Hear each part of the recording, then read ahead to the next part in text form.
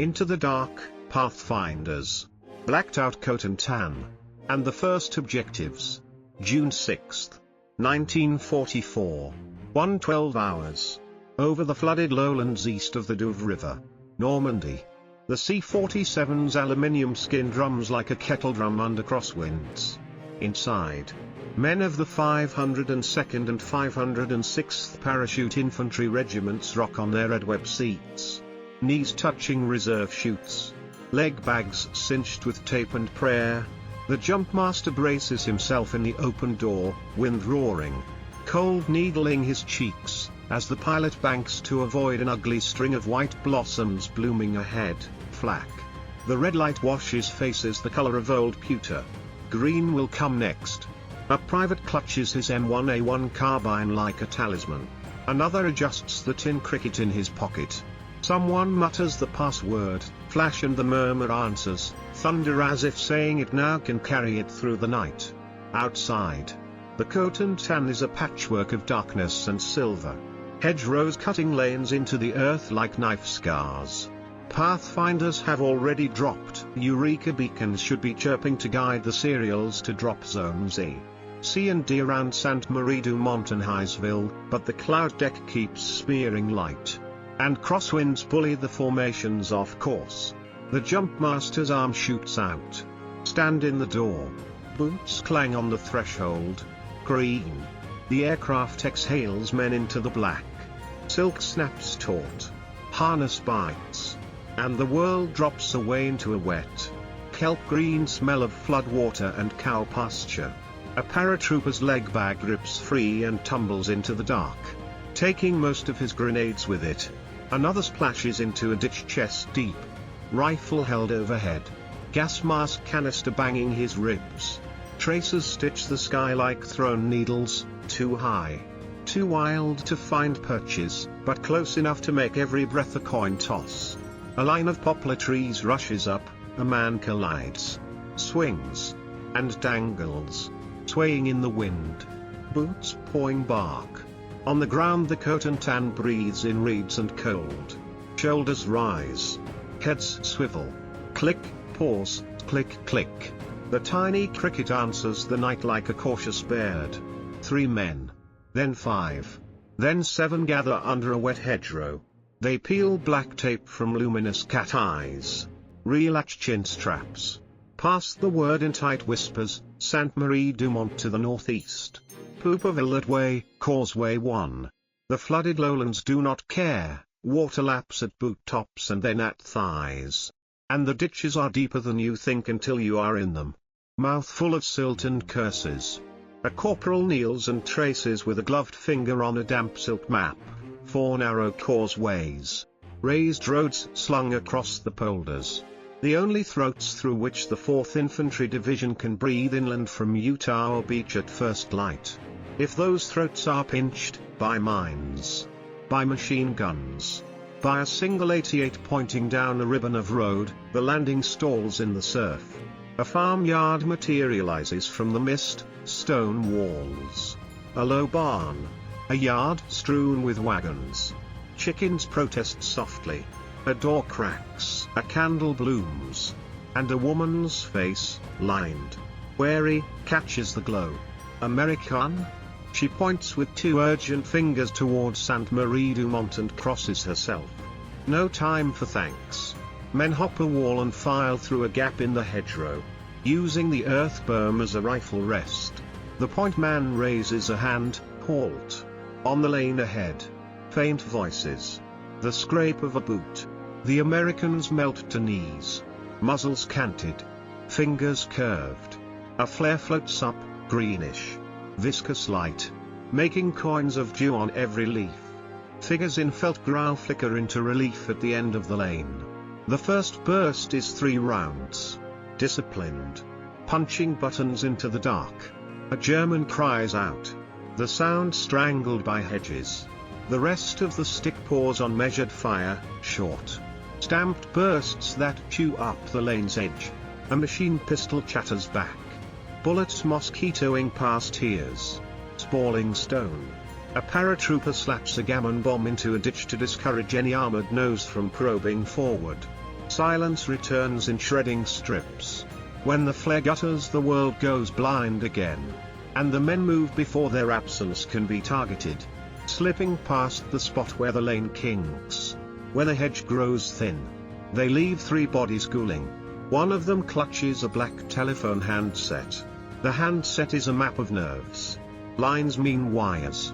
And wires mean posts, outposts, command posts, gun positions. A sergeant of the 506th, mud to his waist, sweat cooling on his back, rolls the handset in his palm and then drops it. Causeways. He breathes.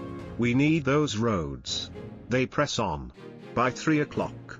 Scattered sticks have scattered still further, some bumping into 82nd men heading for the Madeira crossings.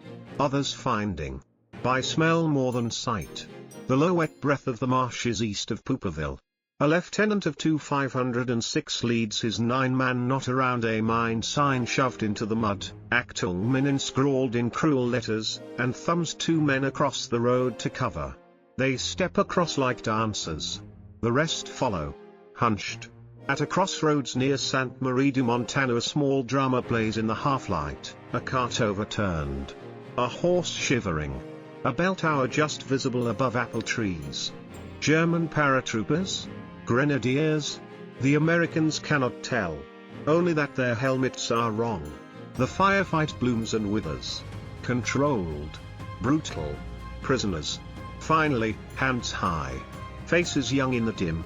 The Americans push them against a wall and tear open bread bags. A monocular. A field message pad. A sketch of the road net with boxy symbols planted at the causeway heads. A stick of the 502nd is herding the prisoners when a sharp-eyed private spots. Spiked into a ditch bank. A thin wooden board with a shadow of grease like a finger smear. He wipes it clean. Ausgang 3. Exit 3. Sainte-Marie-du-Mont, the night thins into pewter. Dawn is coming, first a lifting of the horizon. Then the gulls waking. Then a cold violet over the marsh. Out in the channel. Bow waves hiss along the flanks of landing craft, and the 2nd Ranger Battalion feels for the black shapes of Pointe du Hoc's cliffs. On a rolling deck, rocket-fired grapnels are being checked and rechecked. Hawser ropes coiled and stacked. British fire service ladders lashed to duck amphibians that cough and buck in the swell. Lieutenant Colonel James E. Rudder moves from craft to craft. Voice steady over the engine thunder. Eyes on a coastline that refuses to hold still. Somewhere to the south. Far off the mark. The first wave of the 4th Infantry Division will soon hear Brigadier General Theodore Roosevelt Jr. growl. We'll start the war from right here. But for that to matter, the exits must open. Pouppeville, Sainte-Marie-du-Mont, and the big guns above the beaches must stay silent. A runner blunders into the 506th knot with word from another stick. Sainte-Marie-du-Mont's church square is dotted with men moving like shadows against the stone. And a machine gun is chattering from a window that looks down one of the causeways. The lieutenant nods once. We take the square. He points 2 men to the left to worry the gun from across a narrow garden. 2 to the right to work behind the church wall. The rest will punch straight through the orchard gate. He flexes his fingers on the carbine's pistol grip. From somewhere behind the hedgerow, a lark lifts. Its song ridiculous and perfect in the pre-dawn chill. The lieutenant exhales. Move. The square and the cliffs, Sainte-Marie-du-Mont and Pointe du Hoc. June 6, 1944. 4:23 hours. Sainte-Marie-du-Mont, Normandy. The orchard gate groans and the men slip through. Boots whispering over wet grass. Beyond the low stone wall, the church square opens like a stage, cobbles slick with dew. A pump in the center. Shuttered windows facing in like careful eyes. The first burst from the German light machine gun rips shingles off the Mary and flicks stone dust off the pump handle. Left window, 2nd floor. The lieutenant snaps. And 2 paratroopers peel right, hugging the churchyard wall, while another shoulders a rifle grenade and sights the dark rectangle. The recoil thuds his collarbone, the grenade arcs. A short, perfect cough in the half-light. And a pane explodes outward. The MG sputters. Then falls silent with a clatter. The square answers with different voices now, short, hard cracks of Kar 98Ks from an alley. The throaty cough of an MP40 from behind a cart. The Americans move like fingers seeking a seam. A Thompson rattles from behind stacked milk cans. Its drum whining, a gammon bomb tumbles into a doorway and blossoms with a flat, percussive slap, turning a wooden barricade into a breath of splinters. A paratrooper in a chalk teepee helmet band scrambles up the church steps with a coil of wire. Yanking free a telemine set as a booby trap, he leaves it inert on the threshold and exhales through his teeth. The bell rope creaks in the gloom above. Someone is moving in the belfry. Cover, the lieutenant says, then darts across the cobbles, slides behind the pump, and sights up into the vents, watching for a silhouette against the paling sky. The shape comes, helmet, shoulder, hesitates at the slit. The lieutenant's M1A1 carbine coughs twice. The shape collapses out of view, and a helmet pin wheels down the steps. A green flare smears the horizon eastward, and for a second the square looks like a photograph, the pump, the church, the dead man's helmet rocking on the stone. The men breathe. Secure roads, the lieutenant says. Causeways. On the road toward the marshes a hand-painted sign juts from the ditch bank. The letters done with care, Sortie Sainte-Marie-du-Mont. The hedgerows cradle the raised lane like a trough. The first man down the crown of the causeway walks as if reading Braille with his boots, heel-toe, eyes flicking for uneven gravel. Fresh tamping. A wire. Behind him, two men hold rifles level down the lane. Muzzles just off the hedge top. Fingers easy.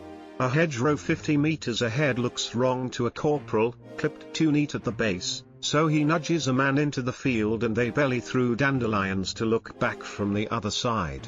There, a wire whisker glinting among the roots. The corporal waves his hand flat. The lead man kneels, traces the wire to a boxed charge, then clips it with the calm of a man trimming string.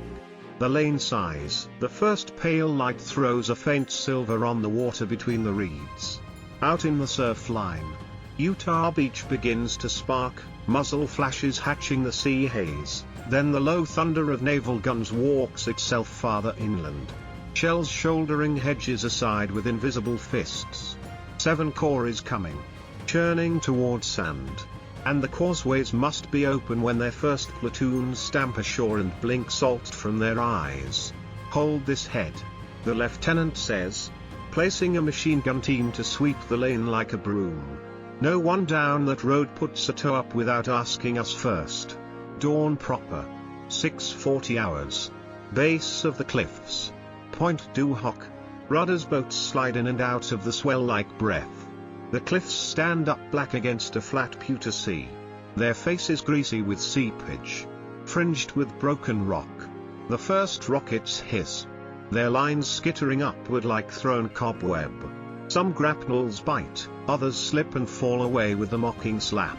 A climbing rope snakes past a ranger's shoulder, shedding salt. He takes it anyway. Boots thudding off the cliff, pick slamming into damp stone. Above, a German leans over the lip and casually rolls a grenade. Up. A ranger shouts. And they hug in. Too close for fragments to do more than kick dust. A duck wallows in, its British fire service ladder clanging like a skeleton as it angles toward the base. The ladder's foot finds a ledge, shudders, but holds. A pair of rangers go up hand over hand, the sea sucking at their ankles. On another rope a man climbs. The rope suddenly charred and smoking where a German has fired down a flare to burn it. The ranger reaches the damaged section and hangs for an instant. You, he tells himself, are not dying here.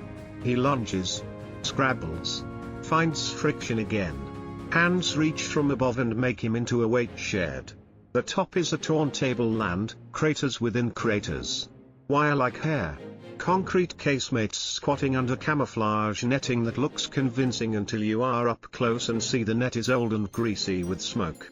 The Rangers fan out in pairs. Boots sloshing in the rainwater pooled in holes. Voices low. E Company clears a casemate and finds it empty, no gun in the vaulted shadow. Only splintered timber and the aftermath of months of bombing. Where are the guns? Someone asks aloud. Not expecting the earth to answer. A runner throws himself down next to S/Sergeant Leonard Budlamel and Jack Coon. Breath tearing. Tracks. He pants. Wheels. Inland. The tracks lead through a break in a hedgerow to a shallow sunken lane. At the lane's elbow, under a tangle of apple branches white with blossom, sit the guns, 6 French 155s. Their muzzles blacked. Trails dug into the soil. Traversed to bear on Utah and Omaha. The crews are absent, hiding from the bombardment in a ditch or a dugout, and the guns wait. Dumb and patient. Like dangerous animals sedated but breathing. Thermite. Lamel says. And Coon already has the grenades out. Their cardboard tubes soft with damp, they pop the breech on the first gun and feed a burning charge into the gears. Then smash the sights with a trench knife before the metal can cool into a crust and protect itself. The thermite spits and roars, the smell is hot, sweet, full of chemistry. On the second gun, the first thermite charge sputters. Lamel does not swear. He pulls it with a wet stick and shoves in another. Then rakes the elevating wheel with his knife until his hand bleeds. Down on the shingle. The surf hisses at the rocks as if impatient. Are you done yet? Are you done? Move.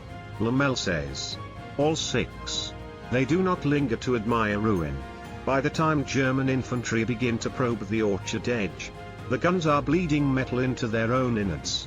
The Rangers slip back through the hedge. Back across the lane. Back over lunar ground toward the cliff lip, where the sea is a sheet of hammered tin and the first stretchers are already on their way down. Behind them the orchard smokes delicately. Like a breakfast fire no one will eat. 8:30 hours. West of Pouppeville. Causeway head. The hedges drip. A dusting of chalk marks a cheek where a man scratched absent-mindedly and dragged his fingers through old jump paint. From the marshes comes the pure, lonely note of a ship's horn. It is answered a minute later by the low chug of the first LCVPs pushing into the estuary mouth. A column of men in new, dry uniforms appears at the far end of the raised lane, helmets with big white bars. Packs squared. Eyes squinting at the inland light. A sergeant of the 4th Infantry Division raises a hand and calls. Friendlies. The paratrooper on the machine gun does not move. He waits for the click-click in the hedgerow. Then returns the call, flash. The answer comes back, thunder. And the lane finally feels like a road. They link hands briefly, salted canvas slapping muddy canvas, and then the business of war pushes them both forward. Exits open. The lieutenant tells the incoming platoon leader, nodding toward the lane where the wire lies cut like dead vines. Keep it breathing. Dog green in the teeth, Vierville draw. Lead the way. And Omaha's turn. June 6, 1944. 8:47 hours. Head of Causeway 1. West of Pouppeville, then Omaha Beach. Dog green sector. The first platoons of the 4th Infantry vanish down the lane toward Sainte-Marie-du-Mont, bayonets low. Eyes higher, and the paratroopers fade back into the hedges that own them. A corporal from the 502nd leans his helmet to the hedge and listens, boots on plank bridges.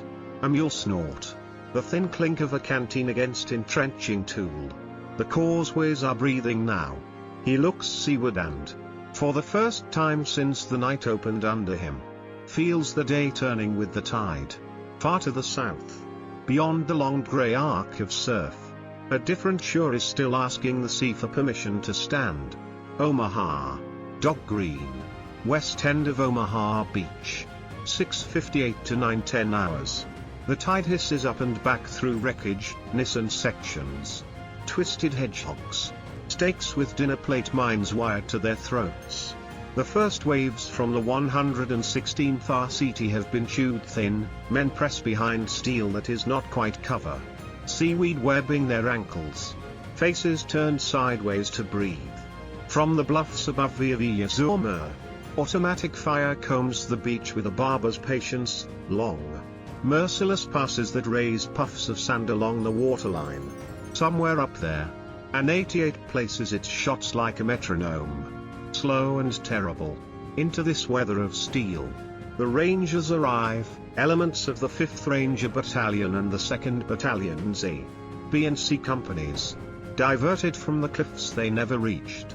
Their boats have made the long skate in under smoke and spray, now the ramps bang and drop and the surf slaps every shin with the same cold hand. Off. A coxswain bellows. And the men step into water that is deeper than it looks. One goes under, bobbing up coughing. Bar held high. Another is shouldered forward by an explosion behind him that turns a ramp into spears. They come anyway, because there is nothing else to do. A sandbar offers a breath and a choice: hug the shingle and drown on dry land, or go forward and live if the day is generous. A tall officer in a battered M1 helmet lopes along the tideline as if he owns it. Brigadier General Norman Dutch Cotter, 29th Division, stops among a clump of men who have become round with fear and gear. "If you stay here," he says, voice flat enough to be heard, "you're going to die." He points at the bluff where wire hangs in garlands and the embrasures watch like eyes. "Rangers," he snaps at the nearest knot of them. "Lead the way." They do. A Bangalore section shuffles to the base of the wire. Long green tubes hugging the earth like snakes. The first section slides under the apron. The second kisses the first. An igniter spits and the world steps back. The blast is a cough with teeth, lifting sand and steel in a single angry breath. The gap is not clean, no gap is ever clean, but it's enough to put 2 men through. Then 4. Then 12. They go on hands and knees. Helmets banging rocks. Palms finding roots. Pushing into the first turf shelf with the small astonished sound that men make when they are still here. The bluff is not a cliff so much as a succession of arguments, a 10-foot rise of clay, a ribbon of brush, a chalky chute, a shelf. Grenades and rifle fire stitch the brush. A German voice barks a command from behind a concrete lip. Then a short scream when a hand grenade edits the position into silence. A ranger with wire cutters bites another seam in the fence and shoulders through. Above him an MG-42 rips the air, then pauses to feed. And in that pause a man sprints, 5 strides. Then belly. Then the last 3, until his hands are on the gun shield and his carbine is speaking in the language of finality. When the gun tilts back empty, he kicks it twice in the tripod and moves down on the flat. Destroyers have decided they will not watch this any longer. USS McCook and USS Karmic nose in until the beach seems to fill their bridge windows. The helmsman judging depth by the color of the water alone. A turret train whines, then the first full-bore salvo lifts the dust off a casemate's roof like a tablecloth. Fragments scythe through scrub, the instant. Shocked quiet afterward is like a room with the windows open when thunder has gone. The ships keep coming, walking their shells along the bluff, trusting the Rangers to stay low and close. And the Rangers do. At a draw west of Vierville, a team hits at a bruck pit from 2 sides. One man holds the arcade of attention with a long, disciplined burst while the other works around a hummock and spends a whole magazine at bayonet range into the slit. Another knot of Rangers finds a slit trench with telephone wire strung along its bottom. They cut the wire and toss a gammon bomb down the side like a gift. The earth lumps once and then lies still. And a field phone handset jumps, then dies. Someone mutters that the whole position is a single nervous system and they have just cut a tendon. The first men stand on the lip and look back in surprise at the long, brilliant strip of beach they have somehow walked through. Below, the tide has taken ownership of bodies and gear with democratic calm. Above, beyond the last deck of wire and brush, the ground rolls away like a green table. Hedges already waiting to argue about the next 100 meters. A Ranger Staff Sergeant glances at his watch, then points a platoon at the Vierville road that snakes inland through the draw. "Clear it to the bend," he says. "Then bring the rest." By 9:10, the Western Draw is a place you can run across without daring God to see you. Men of the 116th begin to come up in 2- and 3-man packets. Faces streaked with smoke and salt. A ranger corporal who has forgotten his own exhaustion until now sits down hard on the verge and laughs once. A dry sound. Overhead a fighter bomber slides low, its engine a hot iron scraping the air. The corporal spits sand and says to no one at all, "Now we can land an army." The link up, Pouppeville to Vierville. Exits open and guns gone. June 6, 1944. 9:30 hours. Pouppeville. Causeway 1. The raised lane bends past a copse and then drops into a shallow notch of hedgerow where two worlds meet. Men in jump boots and torn camo smocks rise from ditches slick with tide mud. Men in straight-leg wool. Division patches still crisp.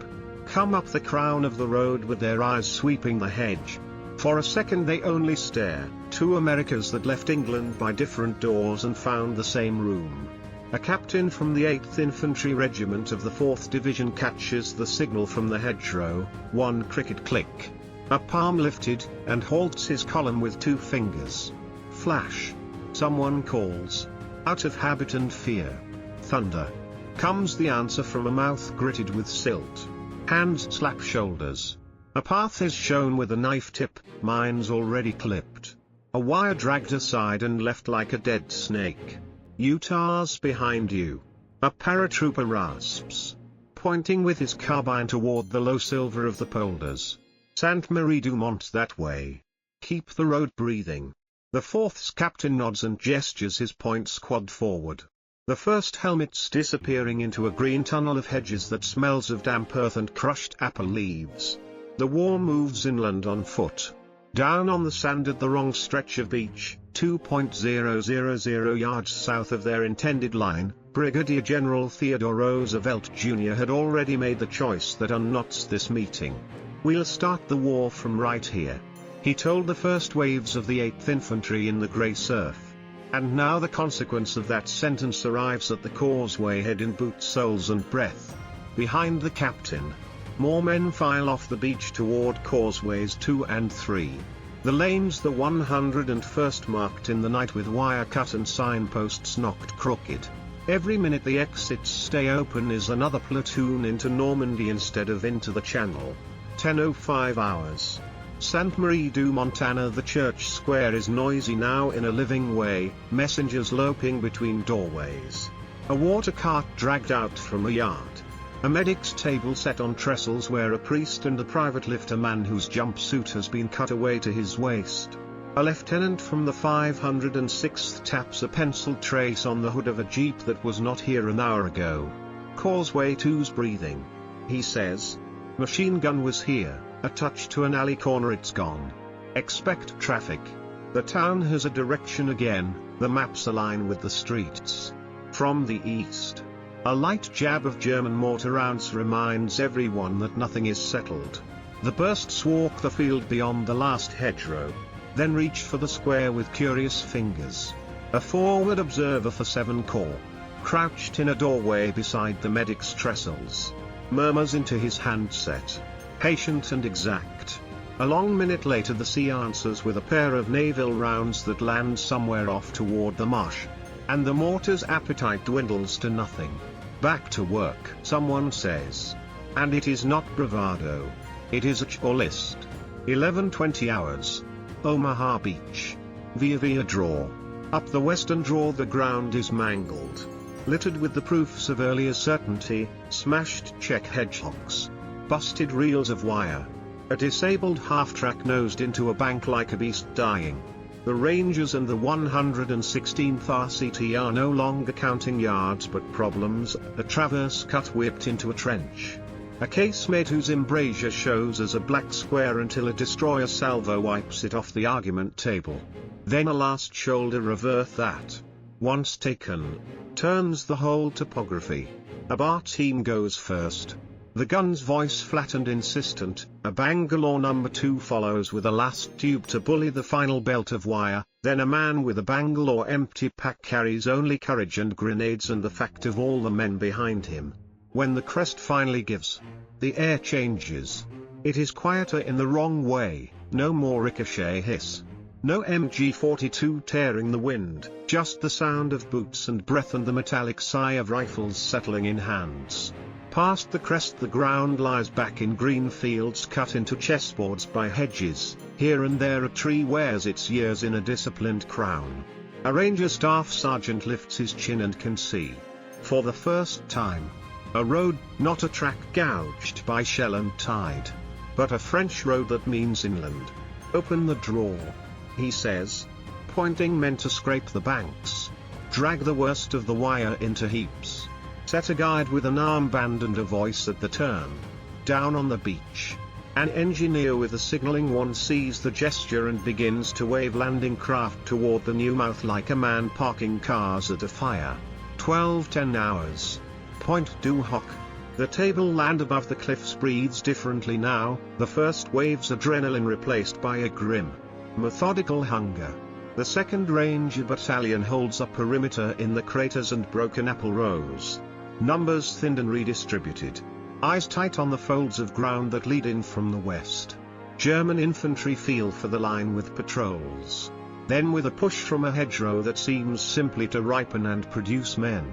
Mortars plop from somewhere cleverly tucked. Fragments walk the lip of a crater with the confidence of a man who knows the paths of his own garden. Sergeant Leonard Budlamel wipes a palm that will not stop sweating and checks the arc of a captured MG-34 now set to sweep a dip. The destroyed 155s sit where they were found, smoking slightly like engines just shut down. Once, a ranger would have run the wire charge and photographed the result for a report. Here there is no time and no camera. The report is this: when the German officer arrives to ask where his guns are, the answer is nowhere. Resupply comes on rope and nerve. Ammunition boxes bump downward against rock. The rope squealing, then sway as if about to swing free into the sea. Someone below swears in a language that is only vowels in the wind.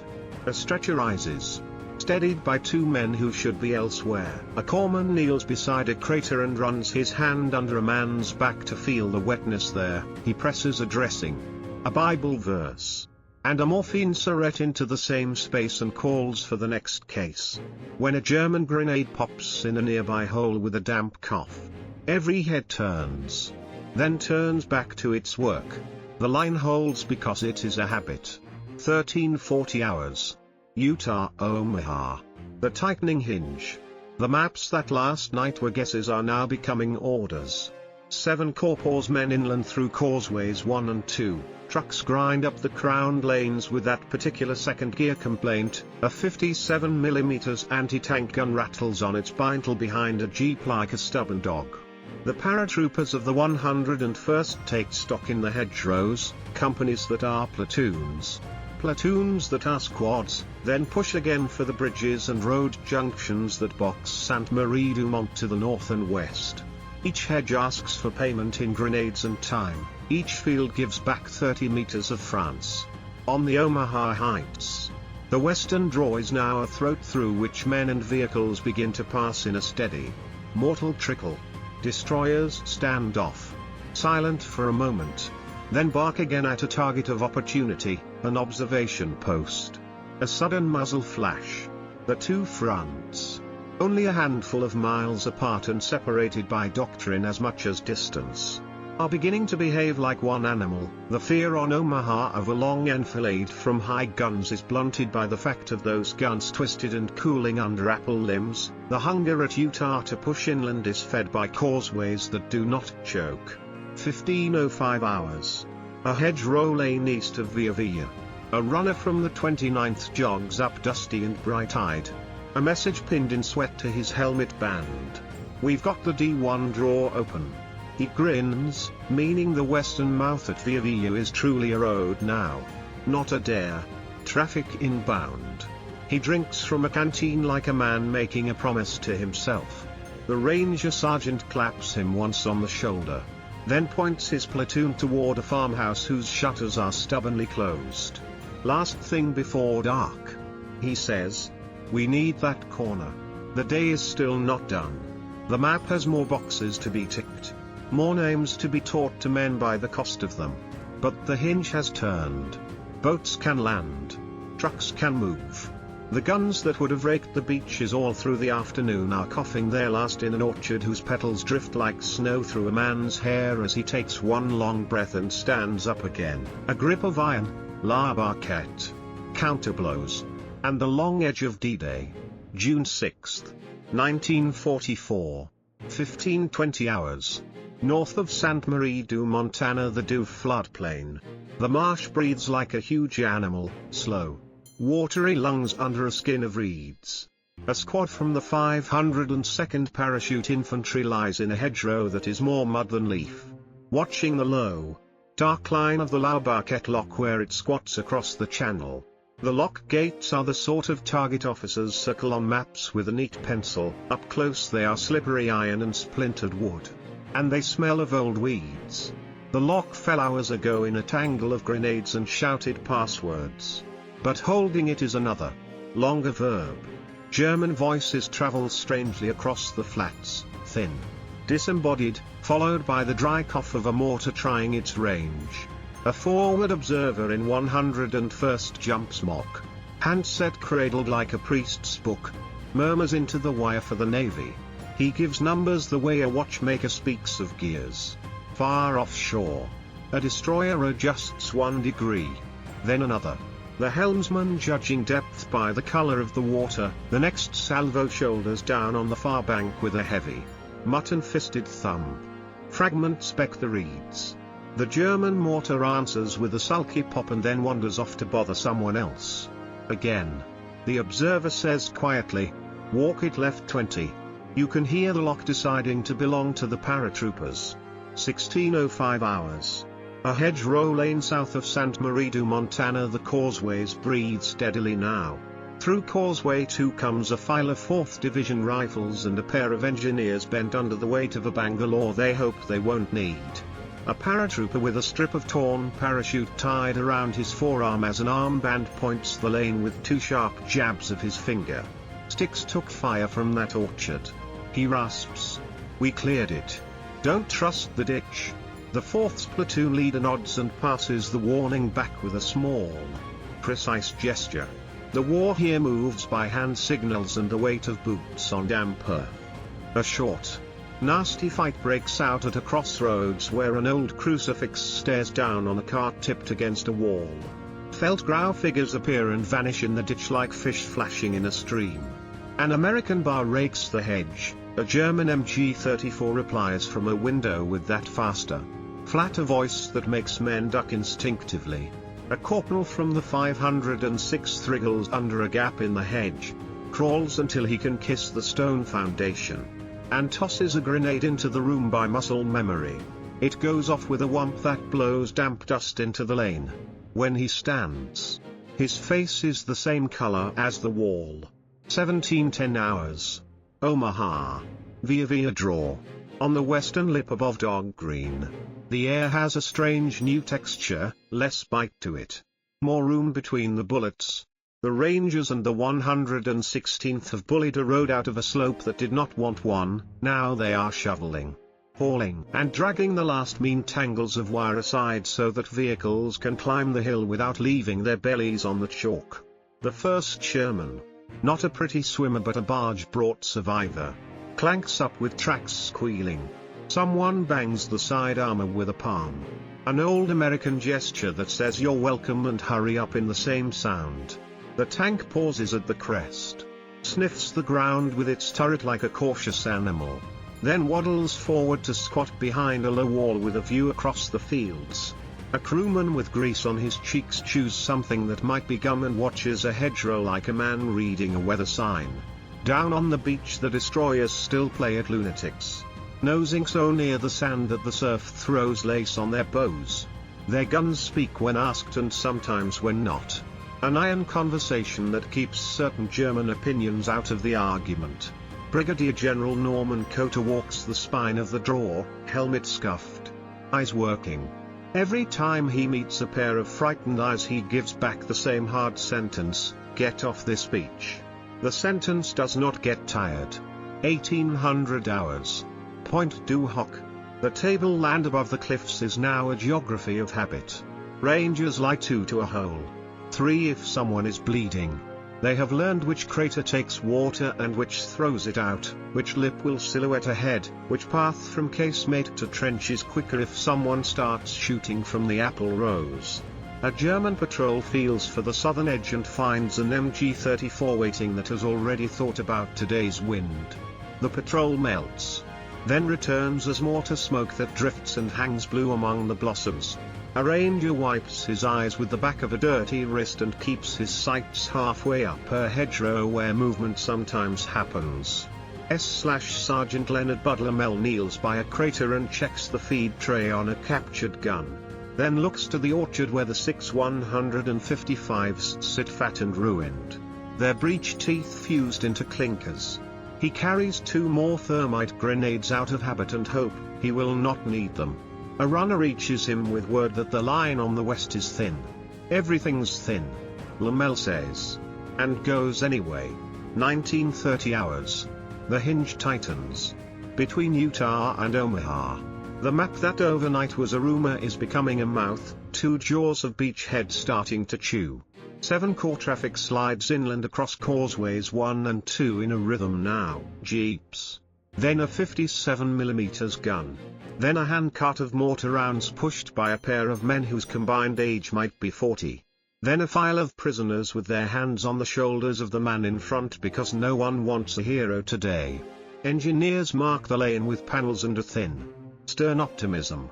A paratrooper of the 502nd, whose boots have not been dry since England, watches an entire truck pass filled only with water cans and laughs once under his breath at the comedy of it. On the Omaha Heights, a company from the 116th makes contact with a patrol of rangers at a hedged bend where the road tilts like a cocked hat.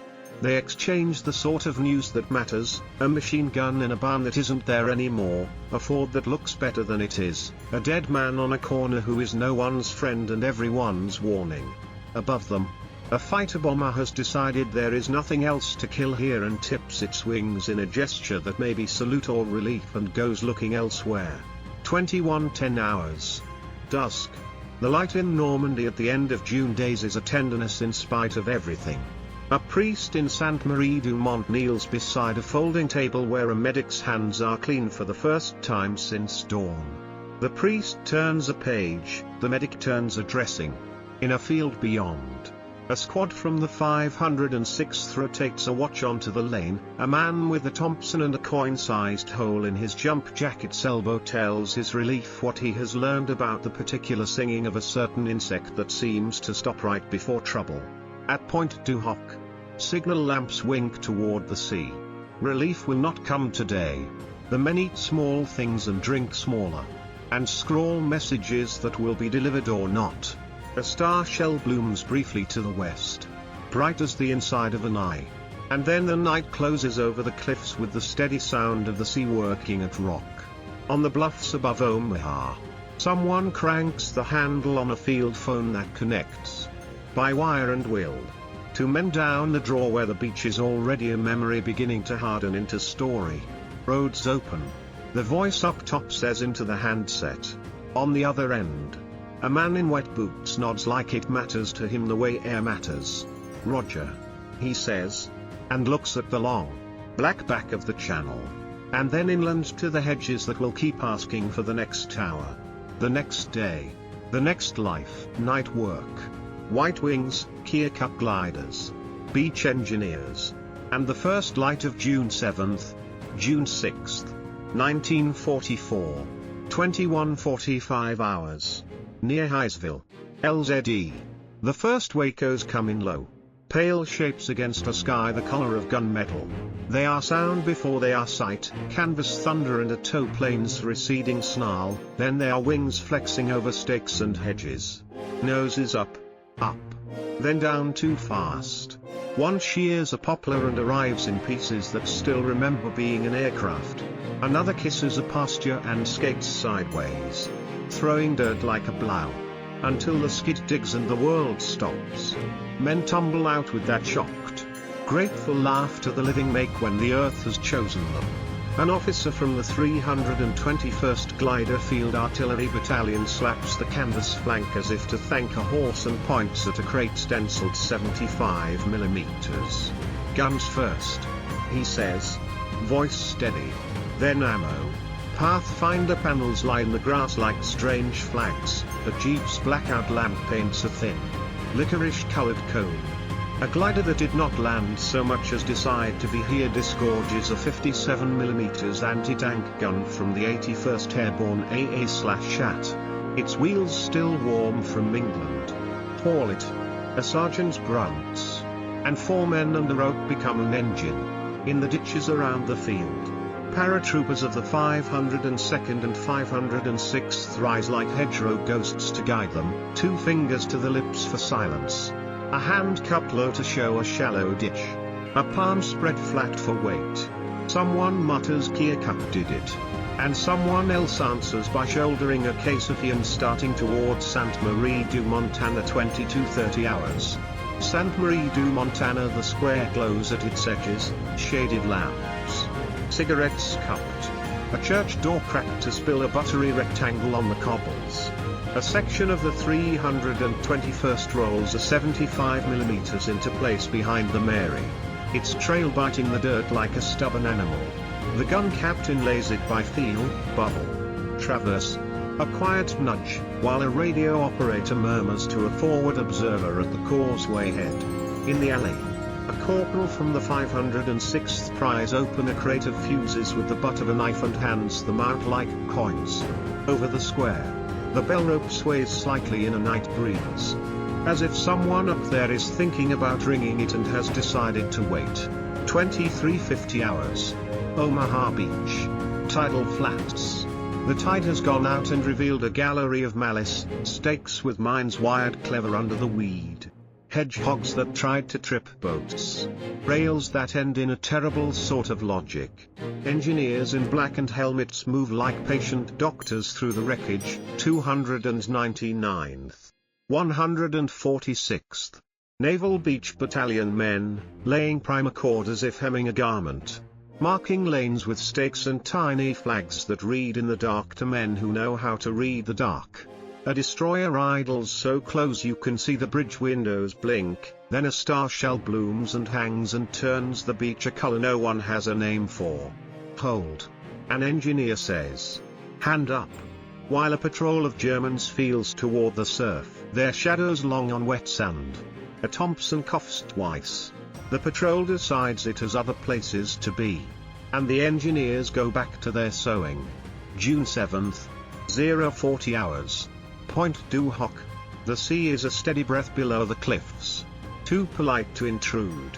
Up top, the 2nd Ranger Battalion has made a nervous system out of craters and ditches, 2 to a hole. Fields of fire overlapping. A runner's path memorized by boot and fear. The first German push of the night comes like weather, soft steps in grass. A hiss of orders. Then the tight rattle of an MP40. A ranger on a captured MG-34 walks a short burst along a hedgerow and cuts a sentence in half. Mortars answer. Plop. Plop. Finding the edge of the crater by ear. S/Sergeant Leonard Budlamel leans over a man whose bandaged forearm shines where morphine has made sweat. Checks the belt in the 34. Then moves along the lip to a listening post. If they probe again, he says. Not loudly. Let them get curious first. He can smell the ruined 155s in the orchard, a sweet, metallic stink, proof that the afternoon was real. He thinks of the thermites' hiss. The way the breech teeth curled like old leaves. He does not think about relief because relief is a day you have to earn by living through the night. 2:15 hours. La Barquette Lock. The duve is a black ribbon. The lock a darker shape with edges. 2 paratroopers share a poncho and a cigarette that is mostly fingers hiding ember. Hear that? One whispers. The other tilts his head. Far off. A truck, one truck, on a road that matters to someone. The forward observer on the wire breathes numbers again. Calm, far offshore. A destroyer adjusts. The truck discovers that roads and maps are different things when the sea can hear you. The lock breathes. And with it the floodplain stays a moat instead of a boulevard. 4:55 hours. Causeway 2. Morning is not light yet so much as the idea of light. The causeway crowns like the back of a great animal, the marsh on either side insists on being eternity. A guide from the 101st, jump jacket dark with yesterday, stands with a lamp hooded to a narrow slit. Slow. He says to a driver whose entire world is grill. Hood. And the idea of going home someday. A line forms, a jeep with a stenciled white star. A handcart piled with mortar rounds. A 57mm gun. A squad of 4th Division rifles with faces like old stone. Flash. Someone says out of habit. The guide answers thunder without looking up. First light at last. 5:20 hours. Sainte-Marie-du-Mont to Pouppeville. The town has a morning now, bread smells somewhere. Chemically sweet from an oven that survived, a farmer's gate creaks, an American medic yawns and hates himself for it. The 321st 75s thud a lazy correction into a field where someone last night kept asking questions with a machine gun. A chaplain wipes dew from the top of the pump and blesses water as if that will make more of it appear. A ranger from a liaison team arrives dusted white from the Vierville road and says only, "Drawers open." Traffic climbing. He drinks half a canteen like a man counting to 10. 7:30 hours. Vierville draw. D1. The draw that yesterday wanted men to die in it is a road now. With attitudes. A convoy noses up in second gear, engineers up front like proud parents. Then trucks whose canvas tops shine with a skin of salt. Then a Sherman that grumbles at the gradient and makes it anyway. A ranger corporal. Eyes sunk into a face that has learned a new set of muscles. Stands to one side and raises his arm, not quite a salute. Not quite traffic duty, guiding a driver's wheel 2 inches off a rock that would open an oil pan. The driver grins. A big, foolish, living grin. And the corporal allows himself a thin smile that is mostly teeth. 8:40 hours. Pointe du Hoc. The light on the table land is soft enough to be beautiful if you were not here for why it is. A German patrol tests the west again and finds the same answer it always finds, a short rush. A cough of rifles. Then nothing. A ranger's hand shakes pouring coffee from a blackened tin. But the cup only sloshes once. And he writes it. Signal lamps wink to a ship that answers with a patient flash, message received. Understood. Down the cliff. A rope creaks with something that is neither ammunition nor water but will be used as if it were both. 9:15 hours. The hinge. Tightening. On Utah. Across Causeways 1 and 2. The 4th Division's files lengthen into columns. Vehicles spaced the way manuals beg for. Rifles swaying like metronomes. The men pass a sign someone has righted, Pouppeville and a second. Newer sign someone chalked in a hurry, sortie. On Omaha's bluffs. Rangers and the 116th trade a last set of handshakes at a hedgerow bend, that gun's gone. That corner bites. And then peel in different directions toward names that will be learned this week, Formigny. Treviers. The Viet outer line. Between them. Somewhere you cannot quite draw on a map. Is the fact, the exits are roads. And the big guns that would have raked those roads all morning are dead under apple branches. A breeze lifts across the marsh and stirs the reeds. It smells of salt and cut grass and cordite and something else, France. Maybe. Or simply a day that did not break the way the enemy thought it would.